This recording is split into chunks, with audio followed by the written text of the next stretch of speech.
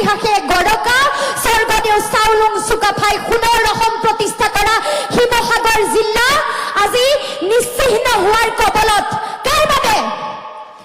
কেইজনমান মানুহৰ খকৰ বাবে, কেইজনমান মানুহৰ কয়লাৰ প্ৰতি লোভ, শিল বালি খননৰ প্ৰতি লোভ, কয়লা সিন্ডিকেট, কয়লা মাফিয়া, শিল বালি খননৰ লগত জড়িত কেইজনমান বিজেপিৰ মুঠা ফুটা নেতাৰ বাবে, হয়নে নহয়? নাম তেওঁলোকৰ উচ্চাৰণ হৈ আছে, তেওঁলোকে এতিয়ালৈকে ক'ব পৰা নাই যে মোৰ বিৰুদ্ধে CBI তদন্ত দিয়ক। কুকুদ্দম আছে ময়ূৰ বৰগোহাঁই কওক যে কয়লা সিন্ডিকেটৰ বিৰুদ্ধে তেওঁক CBI তদন্ত লাগে। আমি মানি ল'ম নেকি? ইমান দম আছে যদি CBI এনকুৱাৰী কৰক। এইখিনি কথা প্ৰথমতেই ক'লো। সকলোৱে আমাৰ লগত যুঁজিব লাগিব। আজি আমাৰ সভাপতি মহোদয়ে দিন ৰাতি একাকাৰ কৰি ৰাইজৰ বাবে কাম কৰি আছে নে নাই? আৰু তেখেতক কাম কৰাৰ সুযোগ প্ৰশাসনে দিব লাগিছিল, কিন্তু প্ৰশাসনে তেখেতক পদে পদে বাধা দিছে। কিন্তু আমি ভাল পাইছো যে বানাক্ৰান্তৰ ৰাইজ আজি নিজে ওলাই আহিছে প্ৰশাসনক তাৰ উত্তৰ দিবলৈ। আহিছেনে? আহিছে। গতিকে আমি সকলোৱে মিলি যুঁজিম আৰু যেতিয়ালৈকে প্ৰতিজন বানাক্ৰান্ত ৰাইজে প্ৰকৃত ক্ষতিপূৰণ নাপায় তেতিয়ালৈকে আমাৰ এই যুঁজ অব্যাহত থাকিব। যে আহি থাকোঁতে ৰাস্তাত বিভিন্ন প্ৰান্তত মানুহ লগেই পাই আহিছো, ৰাস্তাত বিভিন্নখন গাড়ী ভিৰ, তাৰ পাছত ইয়াত আহি যেতিয়া পাইছো সন্মুখত হাজাৰ হাজাৰ জনতা আৰু আহি আছে প্ৰশাসন, হয়নে নহয়? আমি আজি বানাক্ৰান্তৰ লগত লাগি থাকিব পাৰিব লাগিছিল। বিগত দিনসমূহত বানাক্ৰান্ত ৰাইজৰ কাষত আমি থিয় দি আছো। পথাৰৰ সময় ৰাইজে কঠীয়া বিচাৰি আছে, বীজ বিচাৰি আছে, আমি ৰাইজৰ কাষত থিয় হৈ কাৰোবাৰ ঘৰ বনাবলৈ, কাৰোবাক কঠীয়া যোগান ধৰিবলৈ প্ৰয়াস কৰি আছো। আৰু তাৰ মাজত সকলো কাম একাষৰীয়া কৰি আমি আজি ইয়াত প্ৰতিবাদ মুখৰ হ'ব লগা হৈছে। কিয়? হিমন্ত বিশ্ব শৰ্মা চৰকাৰৰ হেমাহিৰ বাবে। হিমন্ত বিশ্ব শৰ্মা চৰকাৰ আৰু শিৱসাগৰ জিলা প্ৰশাসন আৰু চৰকাৰৰ কেইজনমান বৰমূৰীয়া নেতাৰ খকৰ বাবে, লোভৰ বাবে।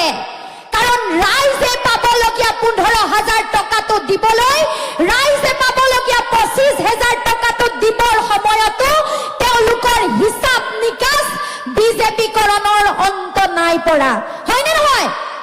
কিমান ৰাইজে নাই পোৱা পইচা? মই যেনিয়ে চাইছো সকলোৱে হাত দাঙিছে। গতিকে প্ৰশ্নটো এইটোৱেই, যদি ইয়াত উপস্থিত থকা সকলোৱে টকাটো নাই পোৱা তেন্তে টকাটো পাইছে কোনে?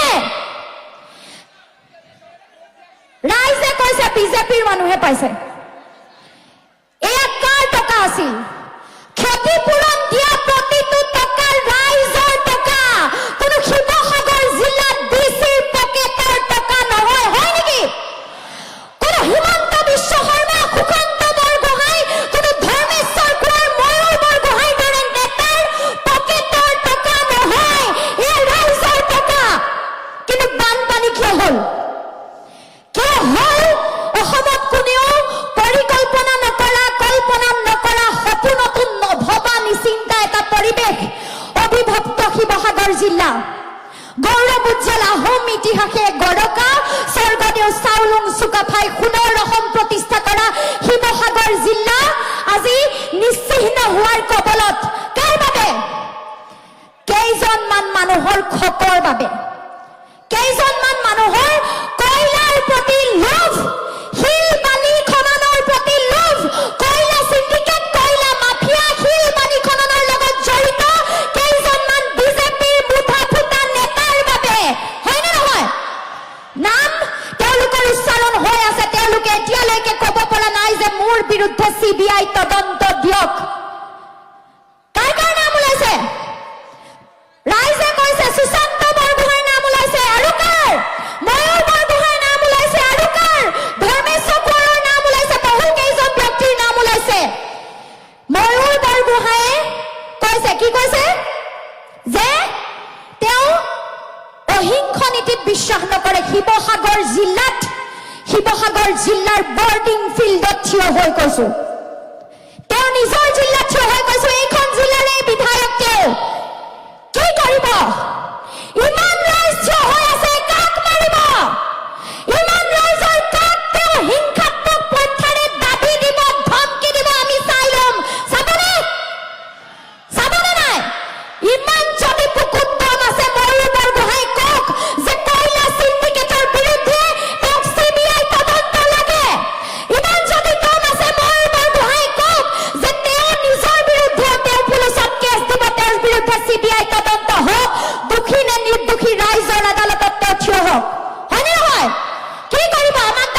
ঋতুমণি দা, আমাৰ ঋতুমণি দাৰ পত্নীক গৈ ঘৰত দম দিছে।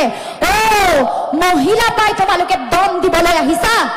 নতুনকৈ বিয়া হোৱা এগৰাকী মাইকী মানুহক ঘৰত অকলে থকা অৱস্থাত তোমালোকে বৰ মতা দেখুৱাইছা। মহিলাৰ ওপৰত দাদাগিৰি কৰি ভয় ভাবুকি দি তোমালোকে তোমালোকৰ কয়লা চিণ্ডিকেটৰ তোমালোকৰ খকৰ কাহিনীবোৰ লুকুৱাবলৈ চেষ্টা কৰিছা, হয়নে নহয়? আমি মানি ল'ম নেকি? ইমান দম আছে যদি CBI এনকুৱাৰী কৰক। এইখিনি কথা প্ৰথমতেই কলো। আৰু ইয়াৰ পাছৰখিনি আমাৰ দাবী থাকিব। দাবী যে প্ৰতিটো বানাক্ৰান্ত পৰিয়ালক 10 লাখ টকাৰ সাহায্য দিব লাগিব। লাগিবনে নাই? সকলো শেষ হৈ গ'ল। মানুহে গোটেই জীৱন নিজৰ জীৱনৰ উপাৰ্জন খৰচ কৰি গোটোৱা প্ৰতিটো সম্পদ এটা এটাকৈ চকুৰ আগত বানপানীয়ে লৈ গ'লনে নাই? মহিলাগৰাকীয়ে নিজৰ বিয়াত গোটাই অনা, দেউতাকৰ ঘৰৰ পৰা গোটাই অনা, দেউতাক মাকে আশাৰে ছোৱালীজনীৰ লগত দিয়া প্ৰতিটো সামগ্ৰী ধ্বংস হৈ গ'ল। নিজৰ জীৱনৰ সকলো কষ্ট খৰচ কৰি গোটোৱা মাৰ্কশ্বিট চাৰ্টিফিকেটবোৰ ধ্বংস হৈ গ'ল, হয়নে নহয়? কাৰোবাৰ ঘৰ গ'ল। আজি শিৱসাগৰ জিলাত এটা 11 বছৰীয়া ল'ৰাৰ মৃত্যু হৈছে। অলপ আগত আমি খবৰ পাইছো। এই যে 11 বছৰীয়া ল'ৰাটো আজি মৰিলে, এই যে 105 জনতকৈ অধিক মানুহ মৃত্যু হ'ল, ইয়াৰ বাবে জবাবদিহি কোন হ'ব লাগে? বিজেপি চৰকাৰ আৰু এই কয়লা চিণ্ডিকেটৰ লগত জড়িত প্ৰতিজন মানুহ হ'ব লাগে।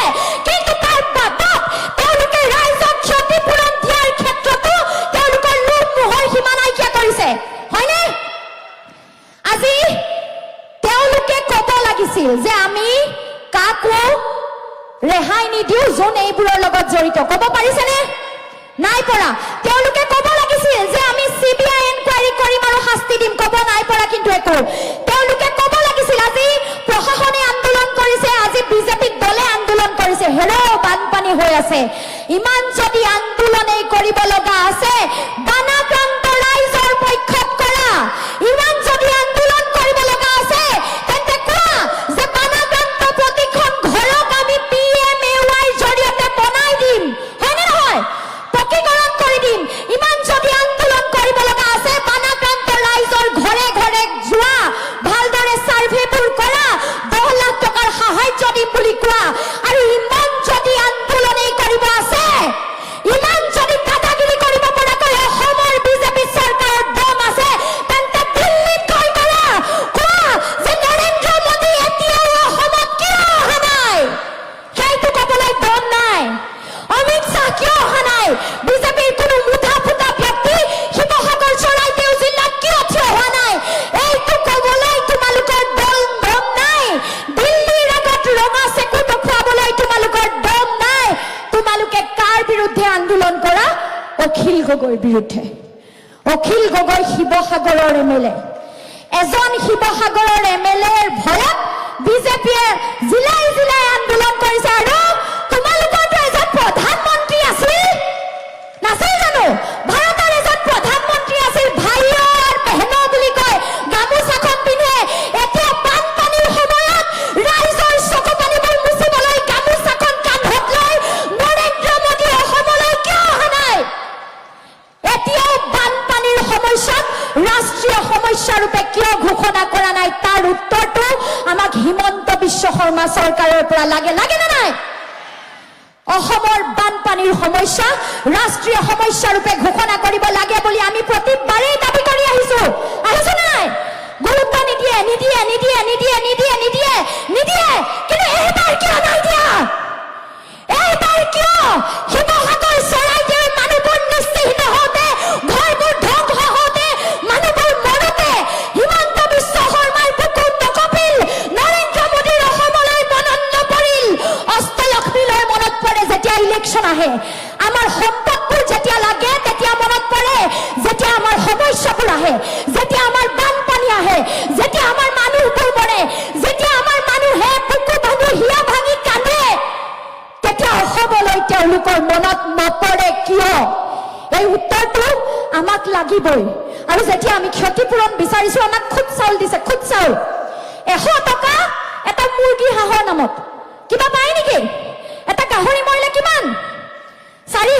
টকা দিছে কিবা পায় নেকি তুলিখন দিছে তুলি মামা তুলি বালক ঢালক ফালি পেলাই হয় নহয় বালক ফালক আৰু ঢালক আৰু তাৰ পাছত আহিল মামা তুলি আপুনি কেৰা বেকা হ'বই নোৱাৰে খোৱাটো বাদেই দিলো ইপাৰ সিপাৰ দেখা পায় ভিক্ষাৰী বুলি ভাবিছা নেকি শিৱসাগৰৰ মানুহবোৰ স্বাভিমানী অসমীয়া মানুহ ভিক্ষাৰীক ভিক্ষা দিছো বুলি ভাবিছা নেকি চৰকাৰেও ভিক্ষা নিদিয়ে চৰকাৰে ৰাজপথত থকা পদপথত থকা ভিক্ষাৰী কেইজনক ভিক্ষা দিব তাতকৈ ভালকৈ দিব লাগে লাগে নে নাই লাগে তেওঁলোকে তুলি দিছে ইপাৰ সিপাৰ দেখা যায় তাৰ পইচা আমি প্ৰশাসনে খালে বুলি ক'বলৈ বাধ্য কিয় হৈছো ঠিকাদাৰ কেইজনক মাতি জবাবদিহি নকৰিলে কিয় হয়নে নহয় জবাবদিহি কৰিব লাগিছিল গতিকে মই এইখিনি কথা ক'লো মই মোৰ কথাখিনি সামৰো আপোনালোকে আমাক এই যুঁজখনত আপোনালোকৰ লগত থিয় দিয়াৰ প্ৰত্যেকটো সুযোগ দিব আমি যুঁজি যাম কিন্তু আপোনালোক সকলোৱে আমাৰ লগত যুঁজিব লাগিব আজি আমাৰ সভাপতি মহোদয়ে দিন ৰাতি একাকাৰ কৰি ৰাইজৰ বাবে কাম কৰি আছে নে নাই আৰু তেখেতক কাম কৰাৰ সুযোগ প্ৰশাসনে দিব লাগিছিল কিন্তু প্ৰশাসনে তেখেতক পদে পদে বাধা দিছে কিন্তু আমি ভাল পাইছো যে বানাক্ৰান্তৰ ৰাইজ আজি নিজে ওলাই আহিছে প্ৰশাসনক তাৰ উত্তৰ দিবলৈ আহিছেনে আহিছে গতিকে আমি সকলোৱে মিলি যুঁজিম আৰু যেতিয়ালৈকে প্ৰতিজন বানাক্ৰান্ত ৰাইজে প্ৰকৃত ক্ষতিপূৰণ নাপায় তেতিয়ালৈকে আমাৰ এই যুঁজ অব্যাহত থাকিব যেতিয়ালৈকে বানাক্ৰান্ত ৰাইজে 10 লাখ টকাৰ ক্ষতিপূৰণ নাপায় প্ৰতিখন ঘৰে PMAOৰ অধীনত একোটাকৈ পকী ঘৰ নাপায় যেতিয়ালৈকে CBI তদন্ত নহয় যেতিয়ালৈকে শিৱসাগৰে 1000 কোটি টকাৰ আন্তঃগাঁথনিৰ পুনৰ নিৰ্মাণ পেকেজ নাপায় যেতিয়ালৈকে আমি প্ৰতিটো ক্ষেত্ৰত যোগ্য ক্ষতিপূৰণ লাভ নকৰো তেতিয়ালৈকে আমাৰ এই যাত্ৰা অব্যাহত থাকিব আৰু মই জানো শিৱসাগৰবাসীৰ ৰাইজ অসমৰ জনতাৰ বাবে উদাহৰণ হৈ আছে আৰু এই বিপদৰ মুহূৰ্ততো শিৱসাগৰবাসীৰ ৰাইজে এক দৃষ্টান্ত দাঙি দেখুৱাব আৰু বিজেপি চৰকাৰৰ প্ৰতিজন বানাক্ৰান্ত ৰাইজক যোগ্য ক্ষতিপূৰণ দিবলৈ বাধ্য কৰাৰ এই যুঁজখনত শিৱসাগৰবাসীৰ ৰাইজ সকলোতকৈ আগত ওলাই যাব প্ৰয়োজনত গুৱাহাটীলৈ হিমন্ত বিশ্ব শৰ্মাৰ ঘৰলৈ বিধানসভাৰ সন্মুখলৈ প্ৰয়োজনত দিল্লীলৈ শিৱসাগৰবাসীৰ ৰাইজে খোজ দিব শিৱসাগৰবাসীৰ ৰাইজে যুঁজ দিব আৰু আমি একেলগে ক্ষতিপূৰণৰ এই যুঁজখন কৰিম মই সকলোকে মোৰ লগত জয় আই অসম বুলি কৈ মোৰ কথাখিনি সামৰিবলৈ অনুৰোধ জনাইছো একেলগে কম দেই 1 2 3 জয় আই অসম ধন্যবাদ শ্ৰদ্ধেয় ৰাইজ আজি